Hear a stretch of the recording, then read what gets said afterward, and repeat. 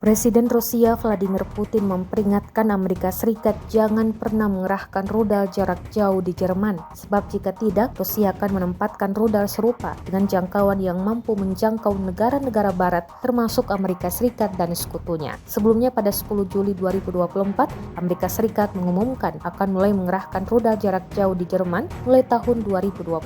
Hal itu dilakukan untuk mempersiapkan proses penempatan jangka panjang dengan berbagai jenis rudal termasuk SM-6, roket jelajah Tomahawk, dan senjata hipersonik yang dimiliki negara ini. Dalam pidatonya kepada para pelaut dari Rusia, Tiongkok, Aljazair, dan India untuk merayakan Hari Angkatan Laut Rusia, Putin menekankan bahwa Amerika Serikat berisiko memicu krisis rudal ala Perang Dingin dengan langkahnya itu.